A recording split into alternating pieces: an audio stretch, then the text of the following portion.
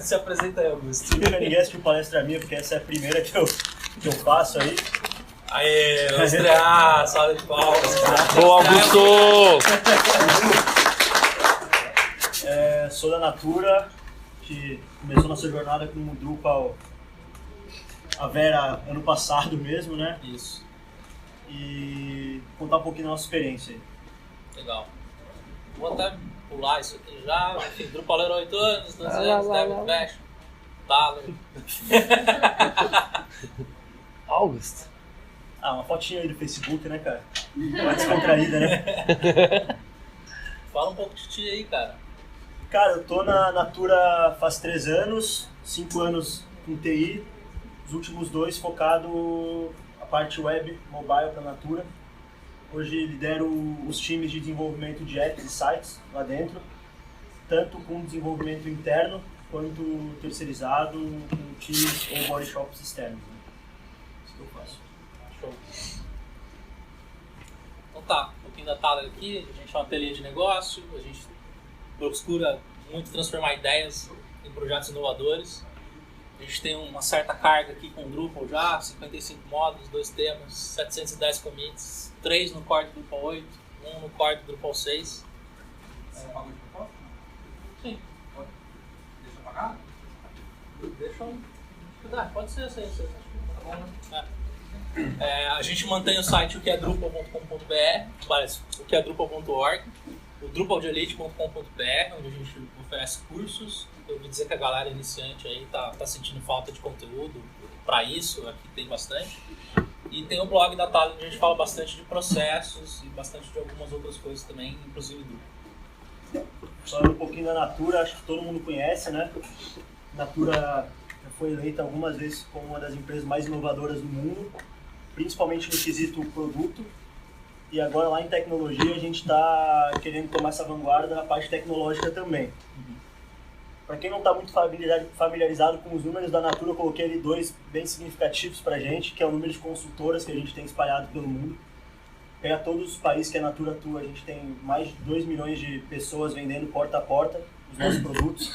Isso inclui América Latina e França, que a gente tem algumas lá.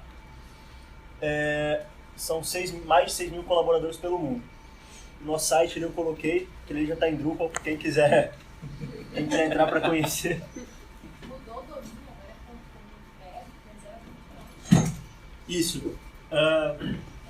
Uns dois anos atrás começou um projeto de migração. Assim, a Natura ela tinha um problema que era tudo muito fragmentado. Assim, as áreas, cada uma fazia qualquer coisa do jeito que bem entendia. Então a gente começou a centralizar essas coisas e um dos principais movimentos que a gente fez foi o desligamento do Natura.net. Não foi bem desligamento, se tu tentar acessar tu vai cair no Natura.com.br, né? Só tem hoje uma URL ativa para o Natura.net, que é a URL que as consultoras fazem login no sistema, porque essa assim é super crítica da gente mexer, então a gente está sendo um pouquinho mais cauteloso nessa. Inclusive aparece no Google isso ainda, e é uma porcaria pra gente. Se colocar Natura vai aparecer a página de login, porque 2 milhões de mulheres passando por lá é complicado. Mais CEO do que qualquer um. Tá.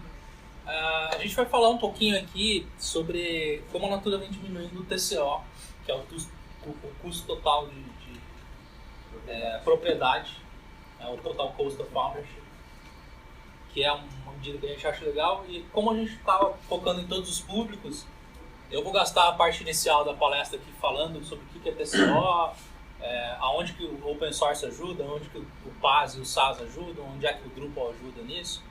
E aí o Augusto, que tem mais dados realmente para falar dos resultados e o que a Natura realmente vem conseguindo fazer.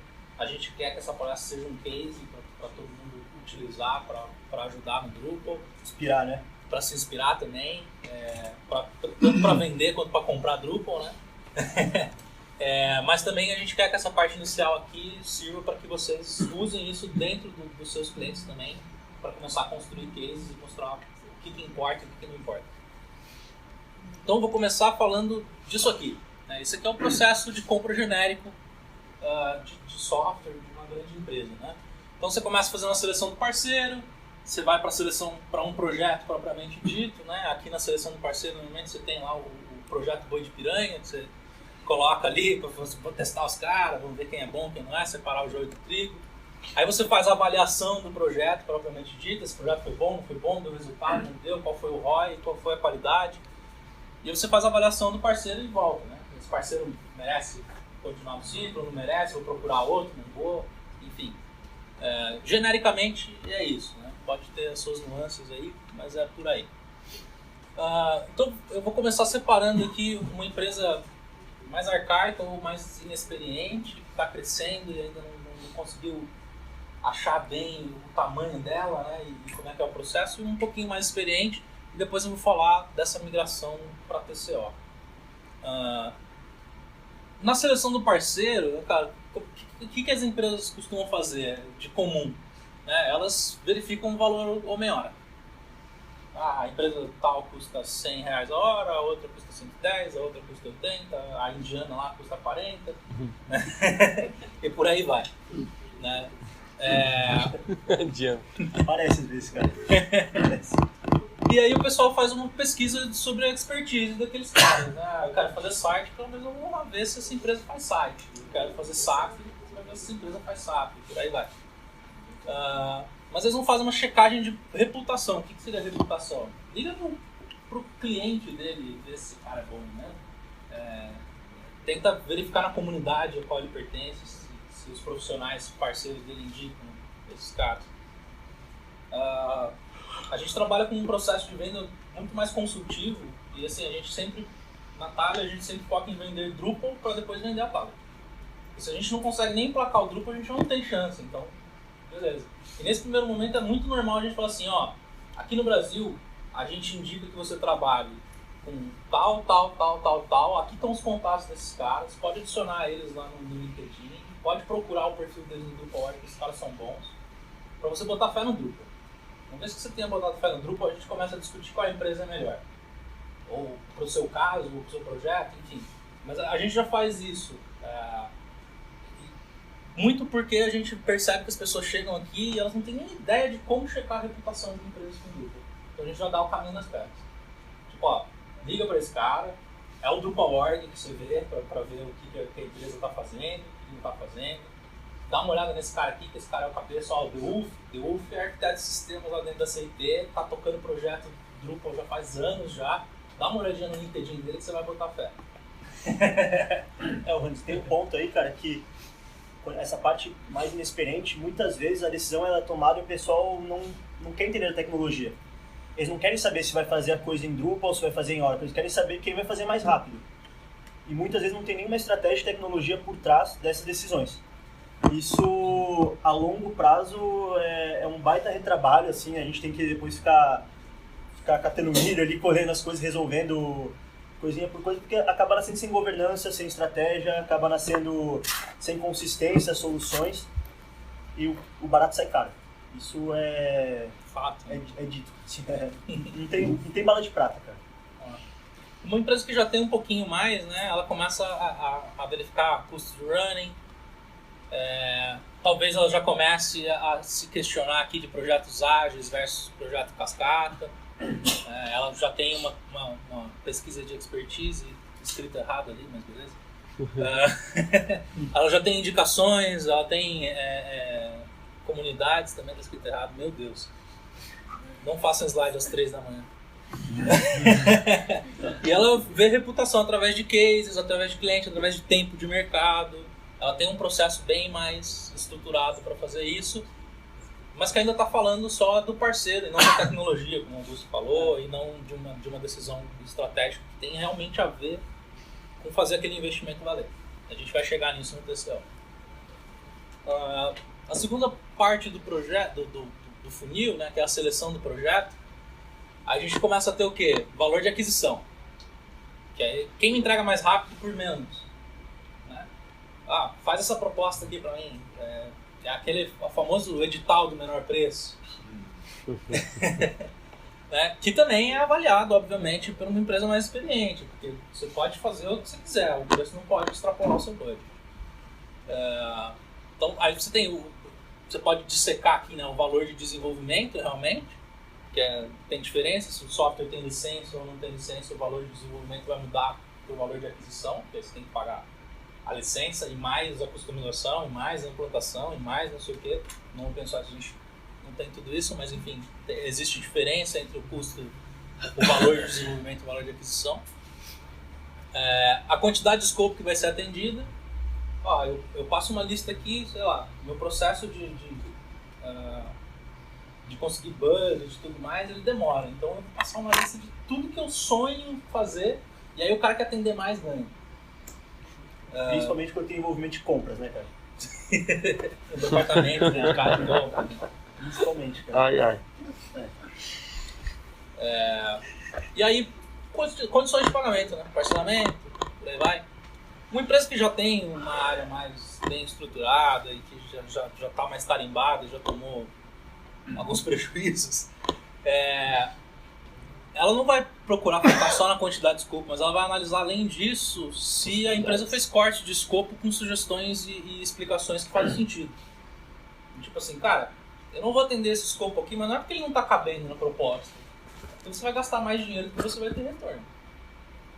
Ou porque, olha, para você investir nisso aqui, você tem que mudar seu parque tecnológico, e isso não é tão fácil, não é do dia para a noite.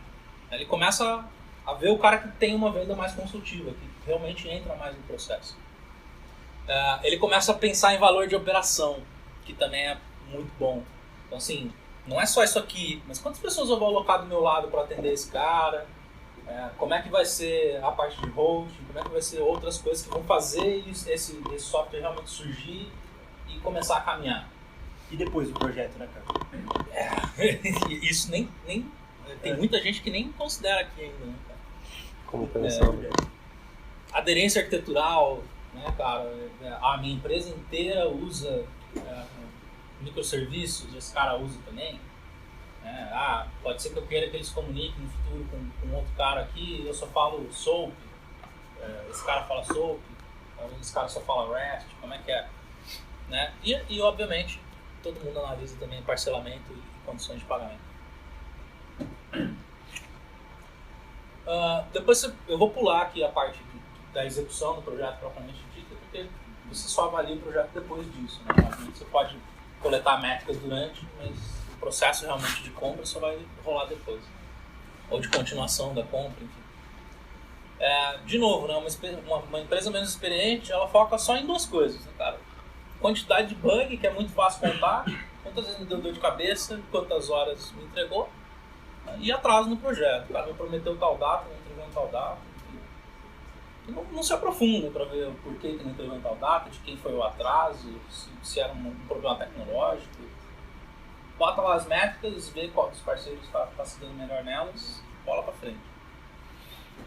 Uma empresa mais tarimbada, ela já começa a olhar coisas bem mais interessantes, né, cara?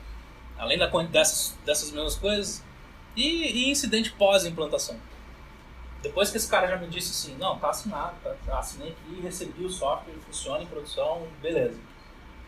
Ele realmente é estável, ou a cada semana ele tá caindo e tá me dando prejuízo. Uptime.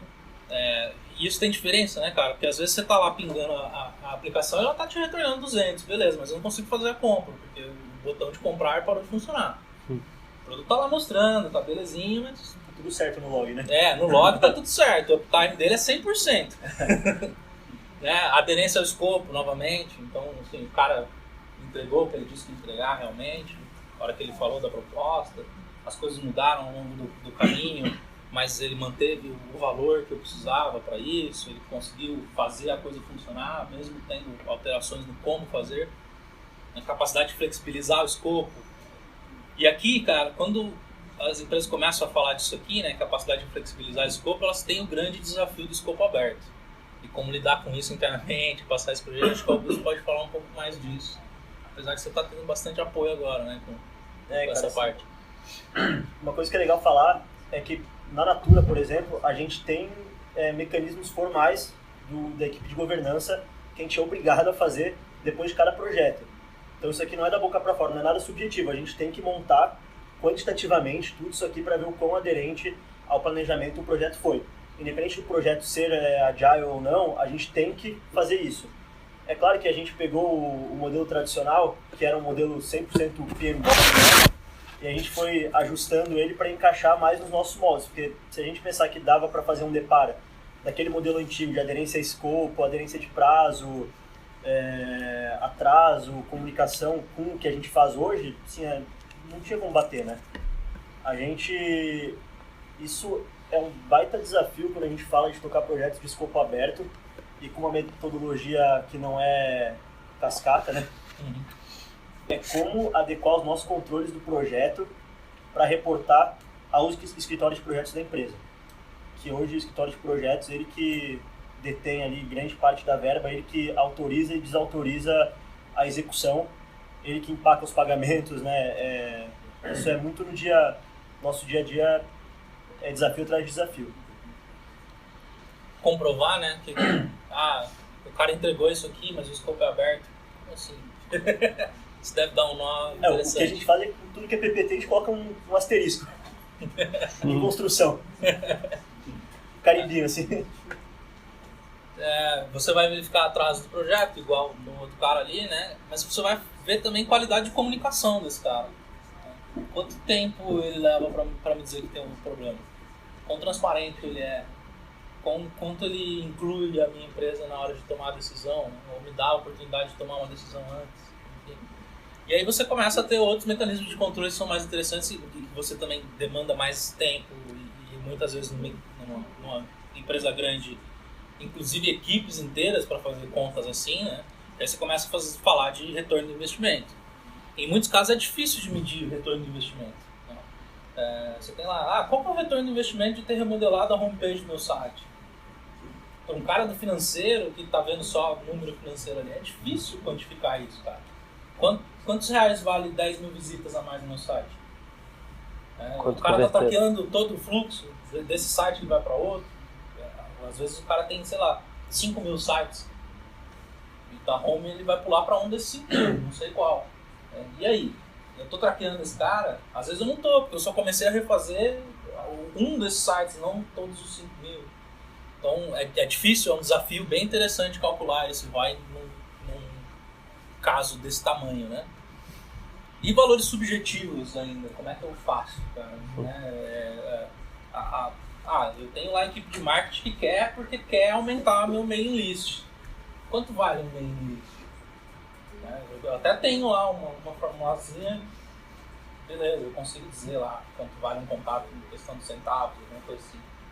Mas o que isso me gera em questão de retorno? O que isso me gera em questões mais subjetivas que isso me permitiu fazer de operações que eu não conseguia fazer antes, que vão me trazer retorno mais do que simplesmente quantificar um contato a mais na minha lista, um asset a mais digital.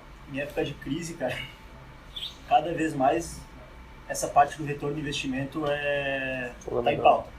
Se a gente não tem nada quantitativo, muito dificilmente o projeto vai passar. Não vai acontecer. Qualitativo por qualitativo, às vezes a gente consegue, se é uma questão estratégica, se é alguma data especial, mas se tiver zero de quant é muito difícil. E aí a gente vem para a fase final, né? Que é a avaliação do parceiro, provavelmente dito. Vou manter a parceria com esse cara? Não vou. Vou dar mais projeto para ele? Não vou. E aqui não tem muito que a gente fazer, né, cara? Você tem aquela opinião que é totalmente subjetiva. Você chega assim, e Augusto, é legal trabalhar com Andros? É subjetivo. Você vai pedir para a pessoa que trabalha no dia a dia com aquele parceiro se é legal, se não é, mas é subjetivo. Você pode até botar itens, escala de 1 a 5, não sei o que, mas é subjetivo. E você tem a avaliação de vários projetos, ou do único projeto que ele fez, enfim, você vai avaliar conforme você avalia o projeto na etapa anterior, né? E você vai somar isso e falar, esse parceiro é bom, ele tem uma média legal, ele é estável, ele não é. E, de novo, né? Como isso deriva muito do projeto, quem é o parceiro que te dá o melhor retorno de investimento? Legal, isso aqui tudo é muito bacana, isso aqui tudo é o que a gente já vê por aí, é o que as empresas fazem. O que a gente está falando aqui de mudar um pouco, né, cara? Porque no fim das contas, mesmo que o cara considere aquisição, operação, enfim, ele está falando assim, ó, escolhi o cara de menor preço, vai ser muito legal, eu consegui fazer um bom trabalho. E não é bem assim, Não acaba aí. Não tão rápido. Não tão rápido. O que tem de errado nessa abordagem de ver só o valor de aquisição, o valor só da operação e fazer todo aquele processo que a gente fez ali, tanto da inexperiente quanto da experiente? Quantas pessoas se envolvem num incidente de um site? Você tem ideia, Augusto, da Natura? Cara, se o site está dentro da nossa infraestrutura, no data center hoje da Natura, se o principal site da Natura cai hoje, pelo menos umas 10. 10. Seniors. Sêniors, ou seja, o salário alto. Então, pelo menos. vamos começar a calcular aí, né? Quanto vale a hora desse cara mexendo lá? Sim, vai ter os 2 gerentes, um cara de banco, um cara de security, um cara de middleware, um cara de Fora a arquitetura, documentação que você vai ter que fazer no dia seguinte, justificar. um cara de governança, porque, cara, é uma truque. Então, enfim, a questão só de bug, só de uptime, não conta a história inteira. Eu preciso começar a ver o quanto isso me afeta como empresa. O que isso me traz de prejuízos. Quantas compras eu deixei de processar, ou quantas pessoas clicariam naquele botão de compra normalmente nesse horário. Quantas horas são gastas em monitoramento. A aplicação pode não cair, mas eu tenho que manter um time 24/7 olhando ela, porque ela tem esse risco, ou não. O parceiro faz isso pra mim, ou eu tenho um passe que faz isso pra mim, sei lá. Quantas horas são gastas para usar o software? Essa é a parte mais difícil. Quanto tempo eu levava para fazer uma página no software antigo? Quanto tempo eu levava para fazer a página no software novo? Né? Qual que é a usabilidade disso? Ele tem uma responsividade boa, não tem? Se a gente pode chegar até segundos aqui, né, cara? Se uma página responde em 10 segundos ou 11 segundos, eu tenho 10 mil editores, isso faz diferença no fim do mês.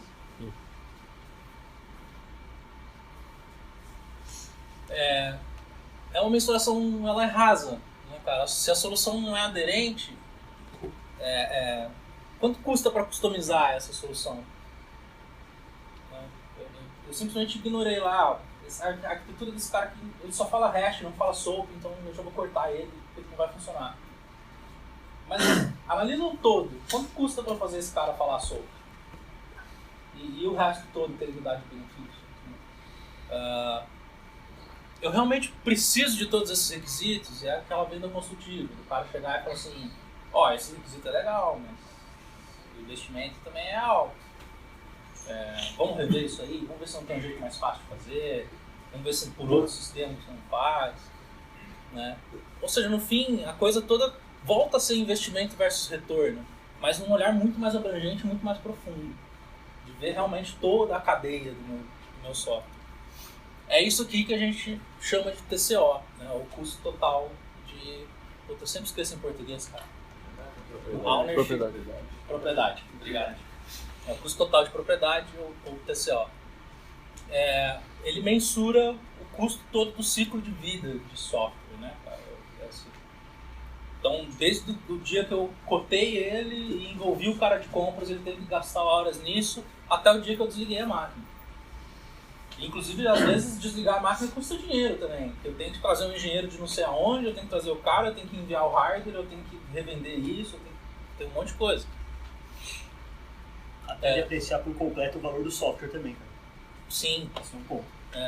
Software que tem licença também tem a licença por um X tempo, né? A gente vai falar um pouquinho, acho que, disso, de depreciação. Então, qual que é a diferença, né? Se não ficou claro ainda, né? Mas quando você calcula o TCO, o custo total da posse, você está falando tanto de custos diretos quanto de custos indiretos. Então, você não para só na área de TD, você não para só no escritório de projetos, você vai ter que mergulhar realmente no custo total daquele software. Né? E principalmente os indiretos, cara. Aqui realmente tá grande diferença. Então você vai falar de manutenção e treinamento, custo associado à falha ou outage, que eu estava falando lá, o site caiu, quantas vendas eu perco. Incidentes que simplesmente diminuem o meu desempenho, mas não derrubam um site, isso também custa dinheiro. Por exemplo, se diminuir o meu desempenho a ponto de passar de um determinado tempo, sei lá, 10, 15 segundos, eu já começo a ter taxa de desistência do usuário. Isso tem custo. Fora, eu posso ir ainda até na parte da marca, né? Qual que é o custo que você tem para a marca? A marca fica conhecida como o site daquele cara ali, nem entra, já vai no concorrente, o concorrente é rápido. Quebras de segurança, cara, isso aqui é o pesadelo de todo mundo, né, cara? Quanto me custa perder o dado do cliente? Isso aqui é horrível de calcular. Preparação para esse desastre de recuperação. É horrível de calcular isso, mas se esse custo aqui for muito mais alto, também não adianta nada. Pô, eu botei o negócio lá num data center Tier 5 que fica 3 andares debaixo da terra e tem não sei quantos layers de proteção, e ele tem um failover do outro lado do mundo e ele só guarda um e-mail do cara. Eu poderia defender ele com uma encriptação só, ou uma chave, não é nada tão crítico assim. Então isso aqui tem que ser levado em conta, esse um vezes o outro, né, cara? Espaço.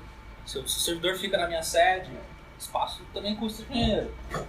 Eu poderia alocar a equipe, eu poderia tirar esse data center daqui, expandir minha equipe ao invés de alugar outro prédio, enfim.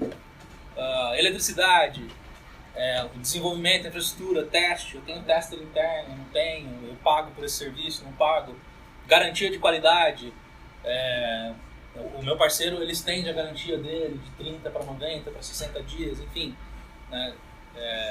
Crescimento incremental, eu consigo botar isso no ar rapidamente, incrementando ele. Custo de desativação do equipamento, depreciação. Tudo tem que ser levado em conta para você fazer um estudo e realmente chegar num número bacana de parceria, né, cara? Esse parceiro compensa, esse parceiro não compensa. Por quê? Porque é muito trabalho, né? O cara de compra não vai... ele vai resistir. Então, vou dar um exemplo bem prático. O que acontece quando eu compro focado somente em aquisição? Eu acho que todo mundo conhece o modelo do governo, né, cara? Geralmente, você faz a licitação por menor preço. BH. Nossa senhora. Rio. Boa. Isso era o menor preço, 40 milhões? Imagina então, né? Isso é licitação por menor preço, né? O menor preço ganhou, por que eu vou analisar a qualidade da obra? Se não fazia parte do meu critério de seleção. Uma presilha de cima para baixo resolvia. Quando a gente vai para software, o que é isso aqui, ó? Nossa! Ó a minha rede, legal, pico, tá resolvendo mais rápido, mas porra! Parou de resolver.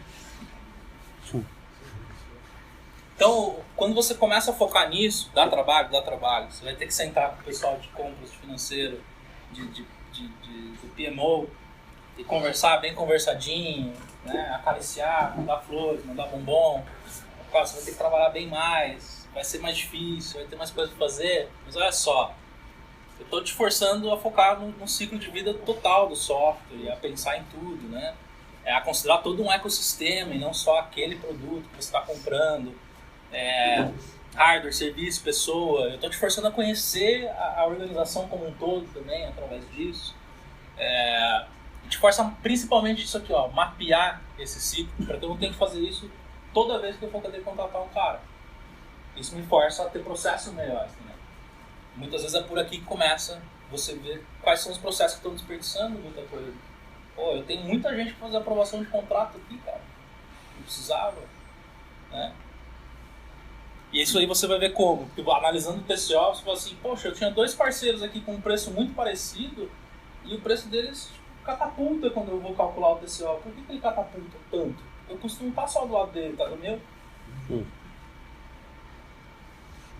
E geralmente é isso que acontece, né? Os custos diretos são só a pontinha do iceberg, né? Tá ali desenvolvimento, hardware, design. O custo indireto a gente tem aqui, monitoramento, durabilidade. Eu vou dar um exemplo. Vou dar um exemplo de custo indireto aqui, cara. Manda ver.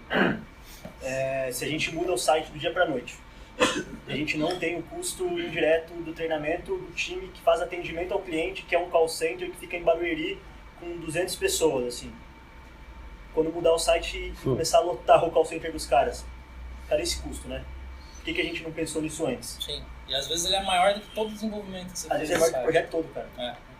E daí, isso entra na parte que o Hans falou que é chato, talvez, assim, depende pra quem tá fazendo, né? Mas é uma baita oportunidade até pra a gente conseguir ter uma visão integrada da empresa. Quando a gente começa a pegar um projeto e decupar ele, todas as áreas são impactadas. Lógico que o trabalho não precisa ser minucioso, tipo escrever um nome num arrozinho, assim, minucioso. A gente pode ir começando aos poucos, até ganhar confiança. Cada vez mais vai tornando orgânico esse processo, né? A gente começa seguindo mais o manual das boas práticas e depois a gente vai azeitando para a cultura da empresa. O atendimento é um que, cara, todo projeto tem, cara. Todo Legal. projeto tem, e o pessoal do E o pessoal atendimento não levanta uma bandeira vermelha em tudo que é fórum. Legal. Como não pensar em mim e tal. Pô, tem mais funcionário aqui do que vocês aí. Tem, cara. Então tá, beleza. Me convenceu, compensa. Dá o trabalho de fazer tudo isso e tudo mais. Vambora, né, cara? Como que eu calculo isso? Ai, ai. Vamos começar. Eu já dei um monte de dica ali, né? Até aí. Agora vai. Então vamos pensar um pouquinho aqui no que compõe o TCO. Para começar, você não precisa, como o Augusto estava falando, você não precisa chegar e falar assim, pô, eu preciso ser minucioso, eu vou passar 6 meses aqui calculando tudo que compõe em comprar esse software. Não, vamos lá, vamos escolher umas áreas que eu já tenho confiança, que já estão na minha cabeça, vamos começar a analisar elas. Né? Então tem aqui custo de licença, de customização, de hardware, suporte, que é o que você estava falando do call center, treinamento, o uso propriamente dito do software, os incidentes, as oportunidades. E eu vou botar uma legendinha aqui, cara. Toda vez que tiver isso aqui é porque essa solução ela extingue esse custo.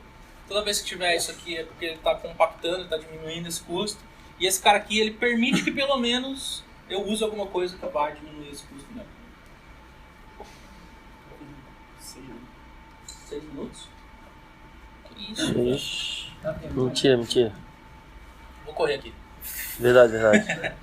O case do open source, cara. O open source ele tira totalmente o custo de licença. Ele diminui o custo de customização. Geralmente eu tenho... A galera é mais acessível. Mas ele não muda muito as outras coisas. Então eu tenho economia na licença e a customização geralmente é mais fácil. Mas eu tenho que levar em consideração também que nem sempre existe uma empresa estável suportando essa solução. O João estava falando isso na palestra dele, né?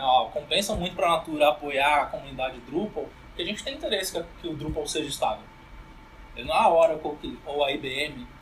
A IBM está há 100 anos, cara. Eu não vou botar em xeque se o cara vai falir amanhã ou não.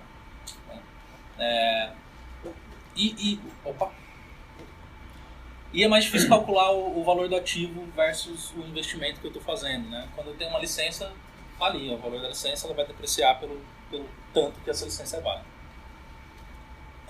Quando eu falo de PaaS e de SaaS, eu estou falando de tirar muitas vezes custo de hardware indiretos, né? Por eu ter isso no meu espaço e tudo mais. Eu estou falando de muitas vezes diminuir o meu custo de suporte, porque esse cara vai prestar suporte ou ele vai fazer monitoramento. E aí é um baita dilema para a empresa também, né? Porque o que perguntam pra gente é por que eu vou deixar de comprar, fazer um investimento, que para a empresa é bom, né? Estou investindo, para passar para uma modalidade onde eu só estou tendo despesa. O investimento a gente consegue depreciar ali em 5 anos, então... Contabilmente parece muito mais contabilmente, assim, é 10, né? É que nem o senhor fale, é irado, é 10 lá, né? mas depois, cara, assim, isso é difícil de explicar para os caras de compras, cara. Por que eu vou para um PaaS em vez de comprar máquina? Sim, porque eu passo de investimento para despesa. E incidentes também tendem a cair, né? Porque o time de monitoramento, o time que vai responder a isso, não é mais o seu, você terceirizou isso. E aí tem um outro cara aqui que nenhum TCO vai ser capaz de calcular, que esse cara aqui te dá, que chama paz de espírito. Fim de semana. Fim de semana com a família. Tem que ser um churrasco. Né? É outro passo. Churrasco. O PaaS e o SaaS ele foca muito na economia de escala, né, cara? Eu faço aquilo muitas vezes, repetidamente, eu sou muito bom em fazer isso, ao invés de a Natura, que tem que focar mais em vender os produtos dela, ficar se focando em ser expert em hardware, sei lá. Vou passar bem rápido isso aqui. Mas, quando você está falando de PaaS e de SaaS, geralmente você dá adeus a qualquer tipo de customização. Esquece. O cara não vai customizar para você, porque justamente o foco dele é a economia de escala. Se ele tiver que customizar para os caras, ele perdeu o principal asset dele. Né? E eles têm SLAs fixos. O cara ele tem uma tabelinha lá de incidente, ele fala assim, cara, se o seu incidente não for grave, eu vou te responder em 2 semanas. E dificilmente eu vou te responder em menos tempo do que isso. Enquanto que a sua equipe alocada está lá, você pega o telefone e fala, cara, tem a moral?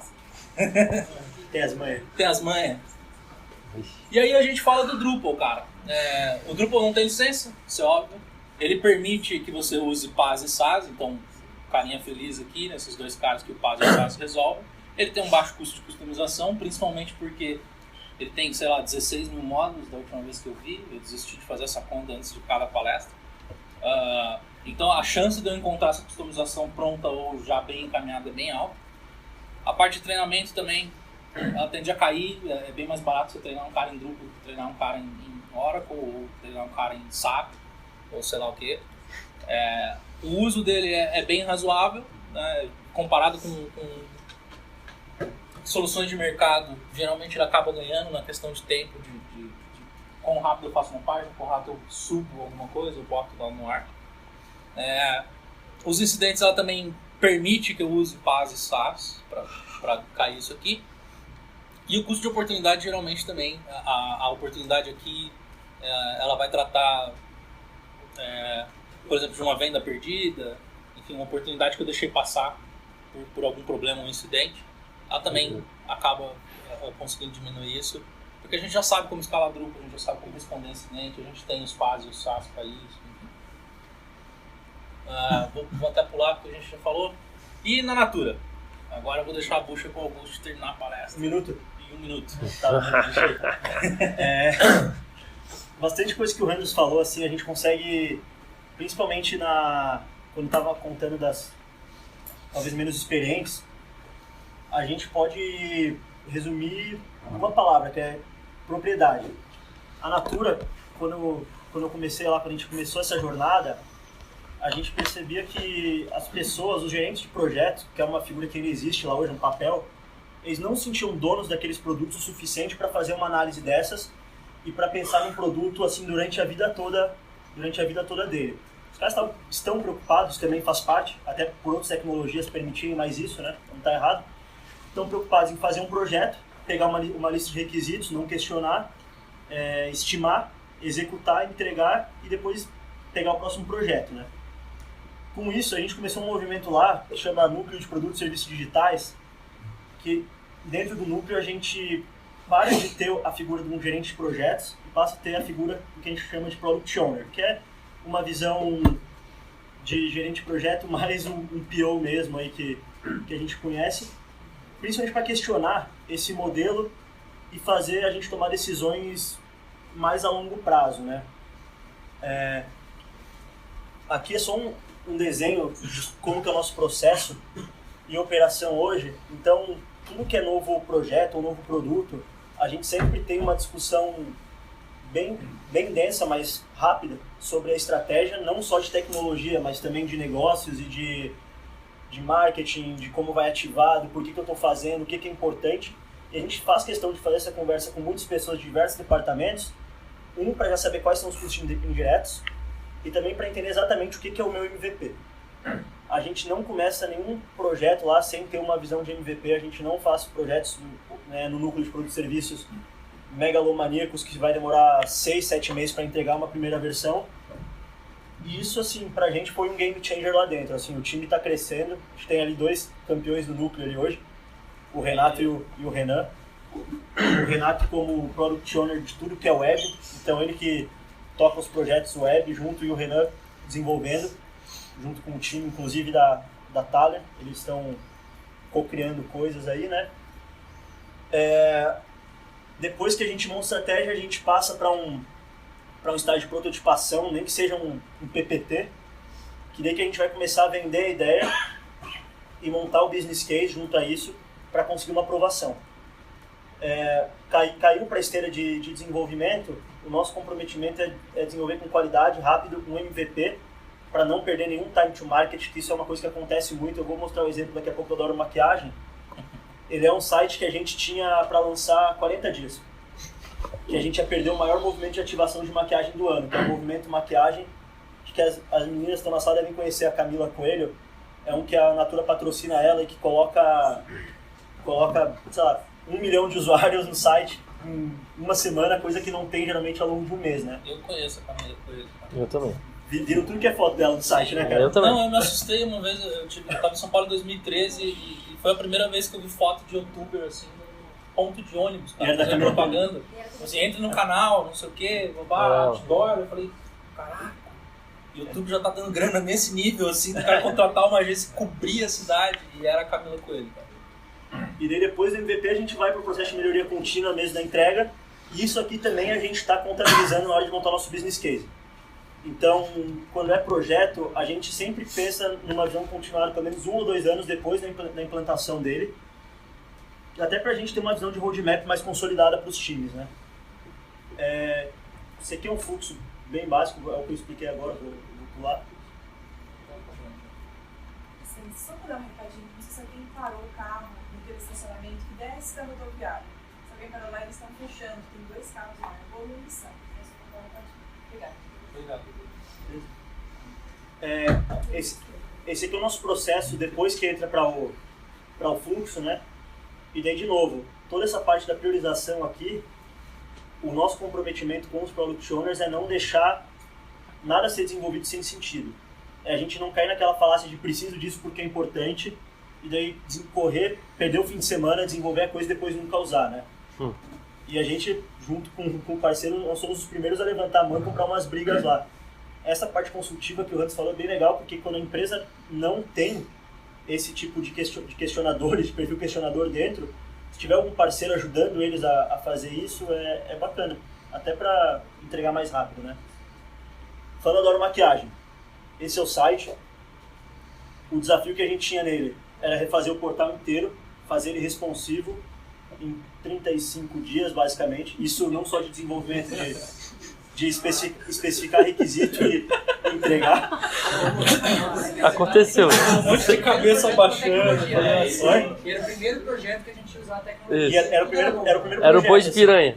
Esse aqui era o nosso boi de piranha. Esse era o meu também, não era só da Thalia, tá? Porque é o seguinte, era o meu e do Jean.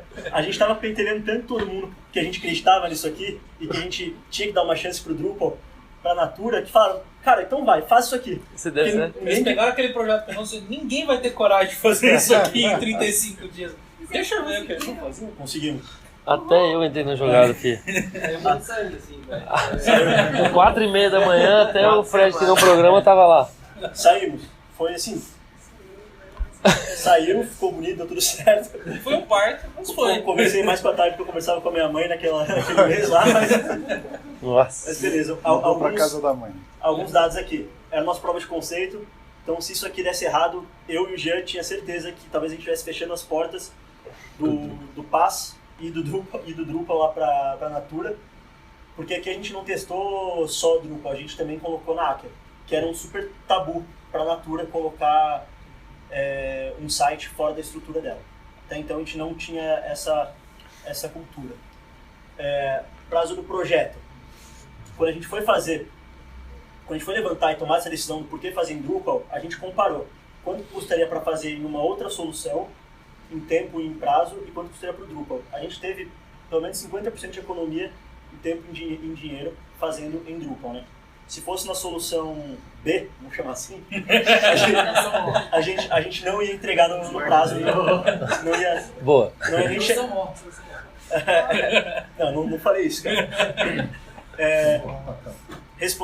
Responsivo foi bem na época que o Google começou a penalizar os sites que não eram mobile friendly. Então, o time de marketing digital estava em pânico. Até porque os jornais aproveitam, né? Aproveitam, Mobile, Gedon, o seu site. As Vai empresas de desenvolvimento vão lá e dão uma graninha pro jornal, né, para fazer essa expressão. Economia de infra, a gente também mediu para esse caso. Então, a infra aqui, ela ia além dos servidores, né? Ela ia monitoramento, ela ia no atendimento, treinamento sobre a tecnologia. Isso no próximo site eu vou explicar um pouquinho melhor.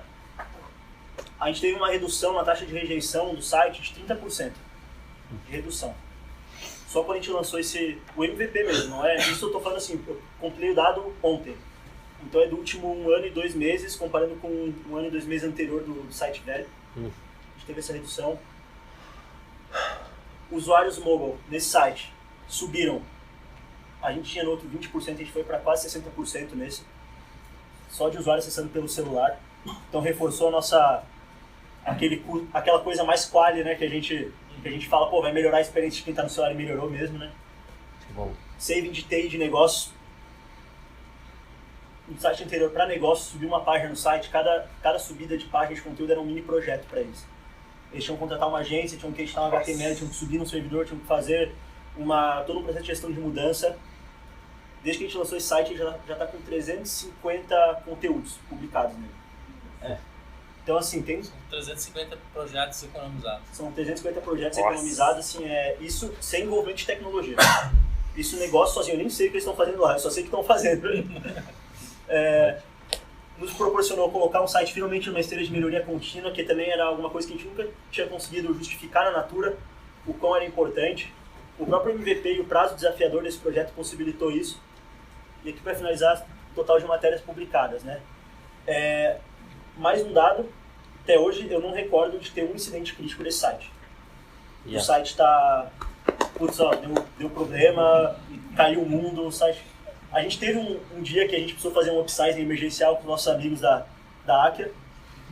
O upsizing rolou, depois a gente ficou batendo cabeça lá e deu tudo certo. Não.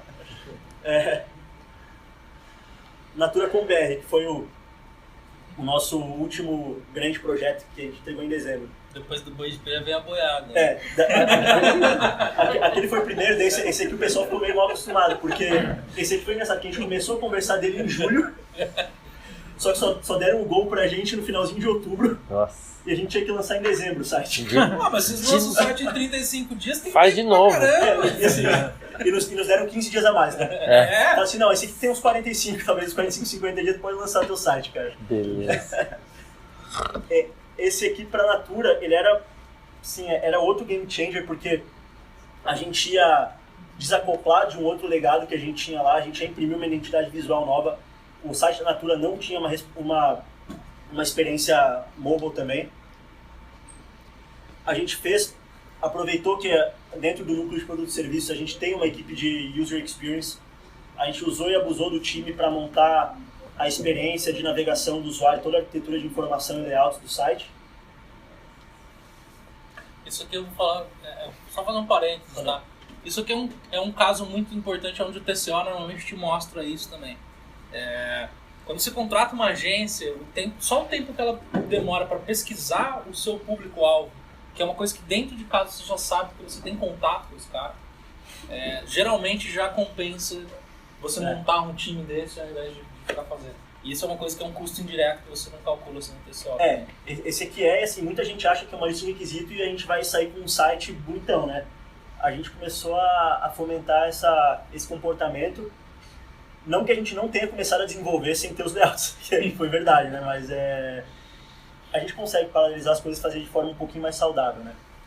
Esse site para Natura, e que daí também entra no custo, né? No TCO, a gente fez uma integração dele com o nosso e-commerce. Então a Natura hoje tem dois sites, o Natura.com.br e o Rede Natura, que é o e-commerce, né?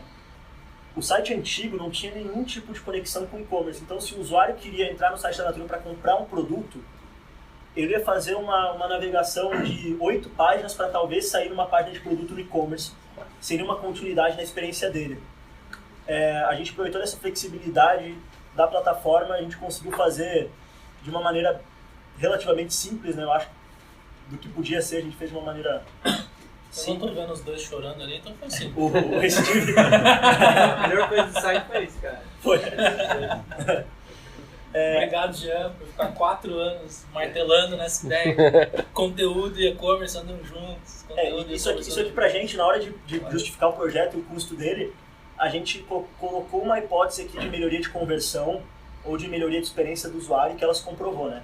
Os usuários que entram hoje no site da Natura e que caem para o nosso e-commerce, eles são 20% mais engajados do que os no site antigo. O que isso significa? Não significa que a gente está tendo 20% mais receita, significa que quem entra no e-commerce a partir do Natura.com.br converte 20% a mais. Isso, no fim do dia, é dinheiro entrando para a Natura, né? Performance. Pelo menos 25% de melhoria no tempo de resposta do site, quando comparado com o site anterior. Integração. 7% de melhoria na busca orgânica. Isso também, tudo isso aqui foram hipóteses que a gente levantou na época do projeto para justificar o porquê deles. Melhoria contínua. esse aqui é legal. Esse aqui, para vocês terem uma ideia, tá? Eu não vou falar em reais, eu vou falar numa moeda fictícia que chama X, para todo mundo entender. Uhum. Cada nova página de um novo produto nesse site custava, em média, uns 15x. Tá? Nesse site aqui a gente custa 0 agora. O time, a gente aproveitou esse movimento para uniformizar toda a identidade visual da Natura na internet, nesse site. Então, se tu entrar hoje numa página de Natura Homem e numa página de Natura Kayak na web, elas vão estar usando os mesmos componentes, que são todos os componentes do Drupal. Não tem nada ali que é um HTML5 de uma agência rodando num servidor, rodando em PHP num servidor que está na casa do programador da agência, como acontecia antes. Isso é verdade. A gente já teve caso lá de site cair, e daí me ligaram e falaram assim, porra, Augusto, invadiram o teu site. E daí eu vou ver, o site não era meu. Ele tava rodando na casa, eu já ouvi isso, cara, tava rodando num servidor na casa de alguém, cara. Então Tá fácil. Passado isso. Foi passado. Cereja do bolo, 0 incidentes críticos. Todos os nossos sites Drupal hoje, para nossa sorte, a Natura tem uma central de monitoramento 24/7. Então, para a gente colocar os sites lá não seria um custo a mais do projeto, porque a gente já tem outros sistemas muito mais críticos do que os sites para serem monitorados. Faz um mês, mais ou menos, que a gente conseguiu colocar lá todos os sites em Drupal, utilizando o New Relic, que é o que vem por default na plataforma junto com a Você tá livre de fim de semana então agora? Tô livre. Então assim, mais ou menos. Mais ou menos, porque o jogo é combinado. Sai o Augusto de ficar olhando o log do servidor para ver se o site está de pé, entra os caras que um dia todo lá, tem 3 luzinhas, vermelha, verde e amarela, qualquer coisa eles ligam pro Renato. E eu vou estar na praia, cara. Cara, dos sites é isso. A gente também, um outro ponto interessante foi que todo esse business case que a gente montou não foi para um site em específico, foi toda uma estratégia Drupal que a gente montou em conjunto com a arquitetura principalmente, e que a gente levou em consideração custo de capacitação dos funcionários na nova tecnologia, quantos dos funcionários hoje estavam capacitados em uma tecnologia que a gente iria descontinuar, o que a gente precisaria fazer uma reciclagem, tempo gasto em incidentes. A gente pegou alguns dados ali de incidentes, a gente vê que tem no mínimo uma economia ali de 20% na operação, né? Falando num site novo, que esse é um projeto que a gente está tocando agora, que espero que vai ser entregue em breve, né? Em semanas, tu disse? Em semanas. 2 semanas. Cadê o Jean? Semanas, né, E Jean? daí agora assim, cada novo projeto é muito mais fácil aprovar, porque a gente fez uma estratégia e os caras nos cobram daquela estratégia. Ó, o quanto que esse projeto está aderente com a estratégia que tu me mostrou 7 meses atrás, 1 ano atrás. A gente mostra, esse novo aí, por exemplo, o custo de operação dele depois que ele for pro ar vai ser Se tudo der certo. 30% do custo antigo dele. Então, 70% de economia. 70% de economia em custo operação. Tá? Isso a gente está conseguindo fazer de uma maneira muito mais fluida, principalmente porque a gente fez aquele trabalho um pouquinho mais braçal e intelectual ali de... Tem investidor de ação aí, isso aí é informação valiosa. Fechando aí? Fechou. Então tá, eu vou deixar alguns links aqui para quem quiser ver a palestra depois, baixar, vai estar online e tudo mais. Quem quiser começar a calcular o TCO, esse é um artigo bem legal, infelizmente eu só achei em inglês um resumo bem bom, assim, de realmente fazer um passo a passo de começar e tudo mais. E eu achei um outro que fala de erros, de coisas que a galera não considera dentro do TCO e que fazem muita diferença, né? A gente estava falando aqui de você não precisar ser tão minucioso assim, mas tem algumas práticas também que se você deixar de lado vão fazer muita diferença. Cara, imagina se a gente não tivesse feito um projeto de SEO para o site Natura.com.br, que a gente teve junto com o projeto de desenvolvimento, a gente chamou outra empresa fazendo toda uma estratégia de migração do site velho para o novo.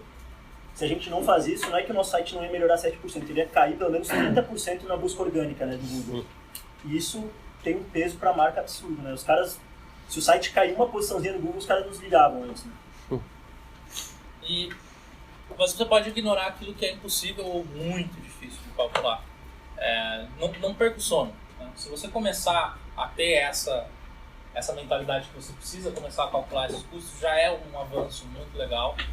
E pode ter certeza que depois da segunda vez que você fizer vai ficar fácil, você vai incluir mais coisas, até que vai chegar um ponto que você vai ter todo o seu software development cycle bem mapeado na questão de custos.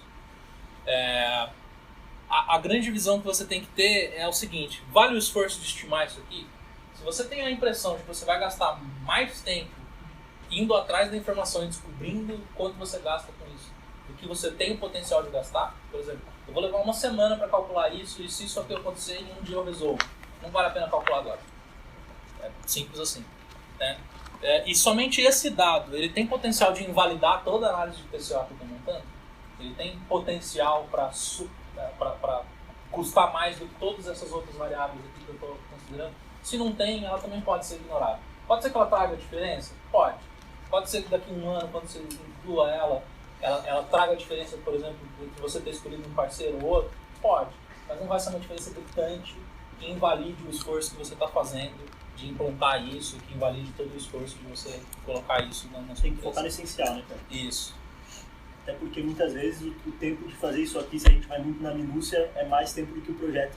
É ser Com implantado. certeza. No caso do Adoro Maquiagem, né, cara? Eu tenho um exemplo, eu não posso citar a empresa, mas eu estava conversando com um cara que foi prestar uma consultoria lá pra gente na Thaler, que faz esse tipo de coisas para N empresas, e para uma dada empresa ele estava calculando, eles compravam um aço para fazer um determinado processo lá deles, e eles sempre pegavam mais barato. E existiam duas qualidades até melhores do que eles, uma com o dobro do preço e a outra o dobro um pouquinho mais.